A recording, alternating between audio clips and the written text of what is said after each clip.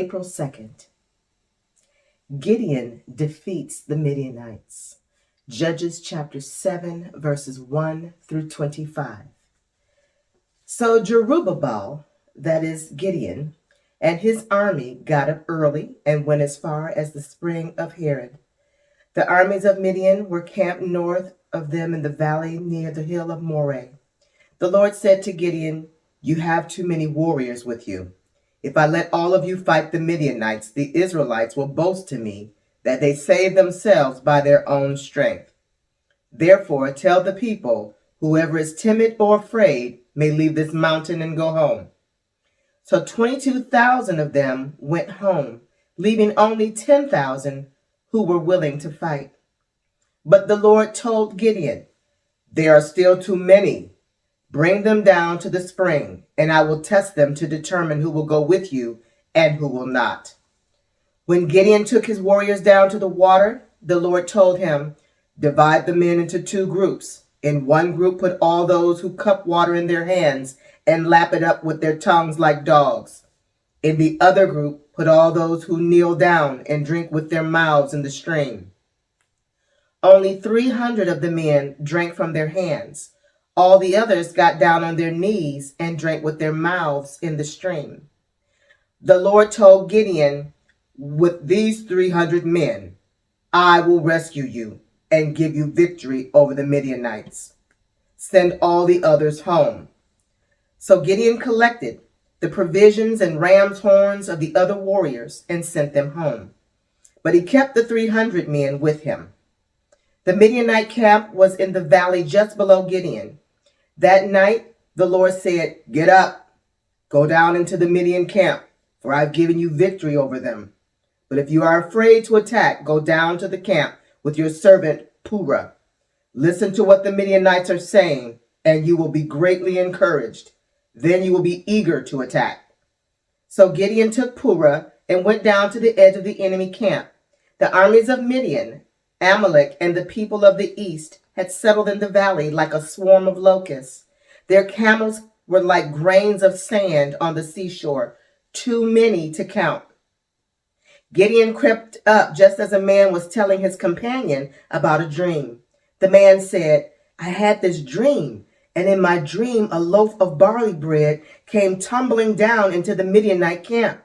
It hit a tent, turned it over, and knocked it flat."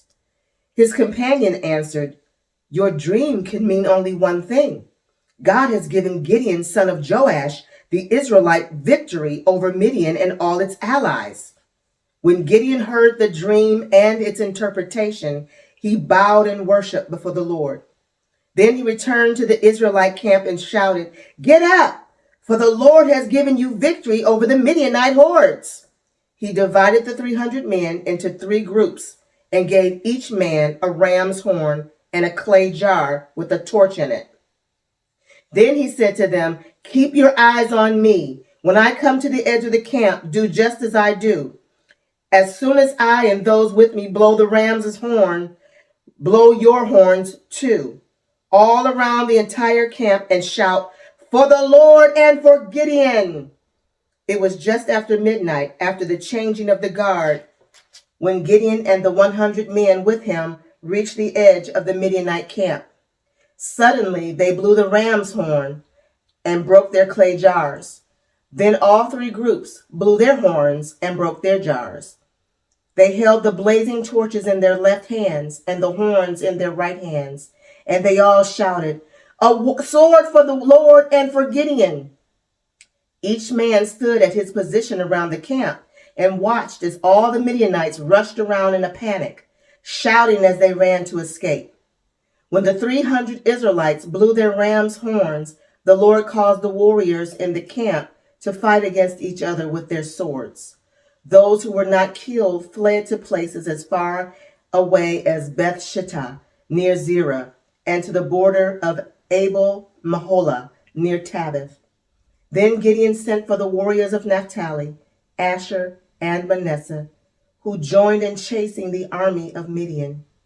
Gideon also sent messengers throughout the hill country of Ephraim, saying, "Come down to attack the Midianites. cut them off at the shallow crossings of the Jordan River at Beth-bara. So all the men of Ephraim did as they were told. They captured Oreb and Zeb, the two Midianite commanders, killing Oreb at the rock of Oreb and Zeb at the winepress of Zeb. And they continued to chase the Midianites. Afterwards, the Israelites brought the heads of Oreb and Zeb to Gideon, who was by the Jordan River. Gideon kills Zebah and Zalmunna. Judges chapter 8, verses 1 through 21. Then the people of Ephraim asked Gideon, "Why have you treated us this way? Why didn't you send for us when you first went out to fight the Midianites?" And they argued heatedly with Gideon. But Gideon replied, "What have I accomplished compared to you? Aren't even the leftover grapes of Ephraim's harvest better than the entire crop of my little clan of Abiezer? God gave you victory over Oreb and Zeb, the commanders of the Midianite army.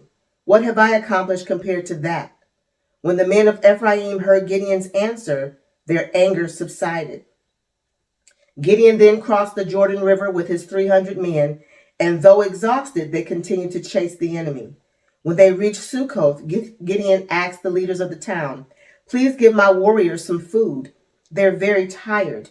I am chasing Zebah and Zalmunna, the kings of Midian."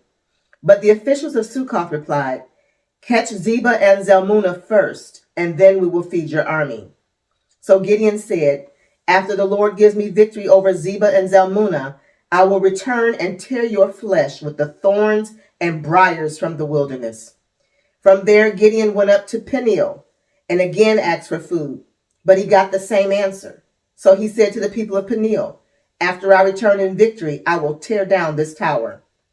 By this time, Zebah and Zalmunna were in Karkor with about 15,000 warriors. All that remained of the allied armies of the east, for 120,000, had already been killed. Gideon circled around by the caravan route east of Nobah and Jogbehah, taking the Midianite army by surprise. Zebah and Zalmunna, the two Midianite kings, fled, but Gideon chased them down and captured all their warriors. After this, Gideon returned from the battle by way of Heres Pass. There he captured a young man from Sukkoth and demanded that he write down the names of all the 77 officials and elders in the town. Gideon then returned to Sukkoth and said to the leaders, "Here are Zebah and Zalmunna. When we were here before, you taunted me, saying, 'Catch Zebah and Zalmunna first, and then we will feed your exhausted army.'" Then Gideon took the elders of the town and taught them a lesson, punishing them with thorns and briars from the wilderness. He also tore down the tower of Peniel and killed all the men in the town. Then Gideon asked Zebah and Zalmunna, "The men you killed at Tabor, were they like me?" "Like you," they replied. "They all had the look of a king's son." "They were my brothers, the sons of my own mother," Gideon explained. "As surely as the Lord lives, I wouldn't kill you if you hadn't killed them." Turning to Jether, his oldest son, he said, "Kill them."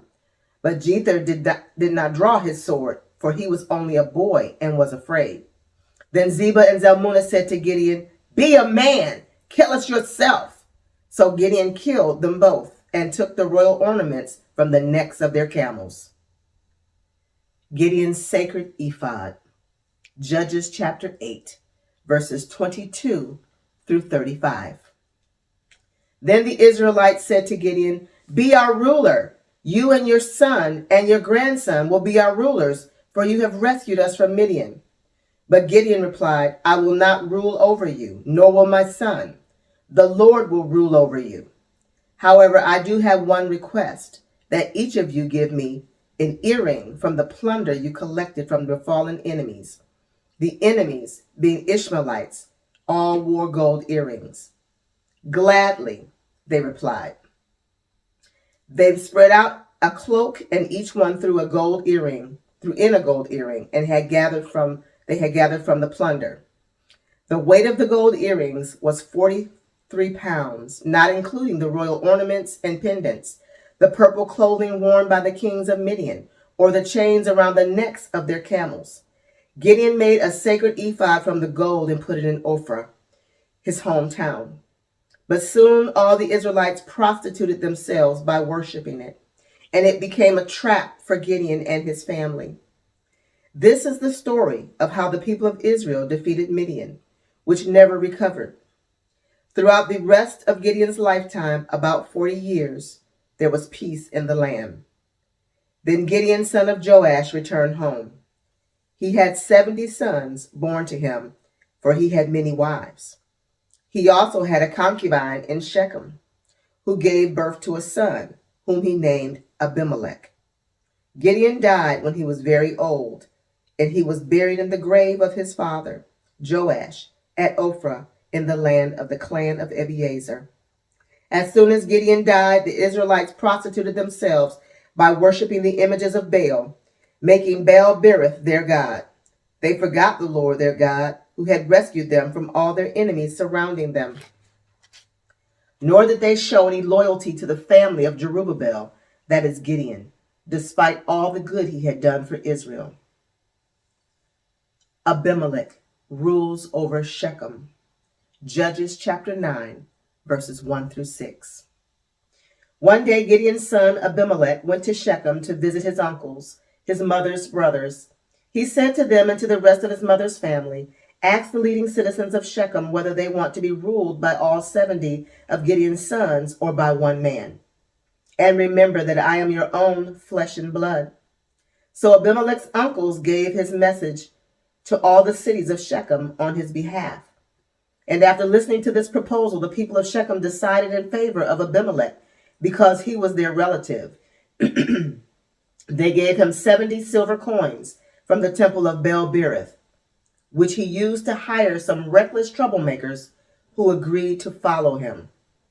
He went to his father's home at Ophrah, and there, on one stone, they killed all 70 of his half-brothers, the sons of Gideon. But the youngest brother, Jotham, escaped and hid.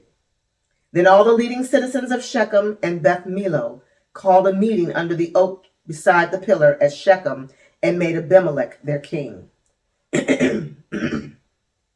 Jotham's parable. Judges chapter 9, verses 7 through 21. When Jotham heard about this, he climbed to the top of Mount Gerizim and shouted, "Listen to me, citizens of Shechem. Listen to me if you want God to listen to you. Once upon a time, the trees decided to choose a king. First, they said to the olive tree, 'Be our king.' But the olive tree refused, saying, 'Should I quit producing the olive oil that blesses both God and people just to wave back and forth over the trees?' Then they said to the fig tree, 'You be our king.' But the fig tree also refused, saying, 'Should I quit producing my sweet fruit just to wave back and forth over the trees?' Then they said to the grapevine, 'You be our king.'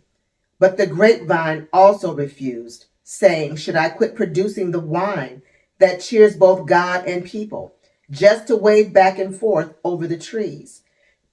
Then all the trees finally turned to the thorn bush and said, 'Come, you be our king.'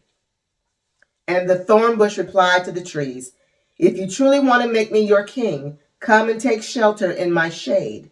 If not, let fire come out from me and devour the cedars of Lebanon.' Jotham continued, 'Now make sure you have acted honorably and in good faith by making Abimelech your king, and that you have done right by Gideon and all of his descendants. Have you treated him with the honor he deserves for all he accomplished? For he fought for you and risked his life when he rescued you from the Midianites. But today you have revolted against my father and his descendants, killing his 70 sons on one stone. And you have chosen his slave woman's son, Abimelech, to be your king just because he is your relative. If you have acted honorably and in good faith toward Gideon and his descendants today, then may you find joy in Abimelech, and may he find joy in you. But if you have not acted in good faith, then may fire come out from Abimelech and devour the leading citizens of Shechem and Beth Millo. And may fire come out from the citizens of Shechem and Beth-Milo and devour Abimelech. Then Jotham escaped and lived in Beer because he was afraid of his brother Abimelech. May the Lord add a blessing to the reading and to the hearing of his holy word. Put on the armor. Put on the armor of God. Put on the armor. Put on the armor of God. We fight not against flesh and blood. Put on the armor of God, but against principalities and against powers. Put on the armor of God, against the rulers of the darkness of this world. Put on the armor of God, against spiritual wickedness in high places. Put on the armor of God. So be strong in the Lord and the power of his might. Yeah, put on the armor of God so that you can stand successfully. Put on the armor of God against all the wiles and schemes of the devil. Put on the armor of God. Put on the armor. Put on the armor of God. Put on the armor. Put on the armor of God. Put on the armor. Put on the armor of God. Put on the armor. Put on the armor of God. The Forgiven Women's Group meets every month on the second and fourth Saturdays from 10 a.m. until 1 p.m. For the month of April, we will meet on Saturday, April 12th and Saturday, April 26th. If you live in Oklahoma, near or around Bixby and the surrounding area, or if you're visiting Oklahoma in the Bixby or surrounding area, please join us. I hope to see you there.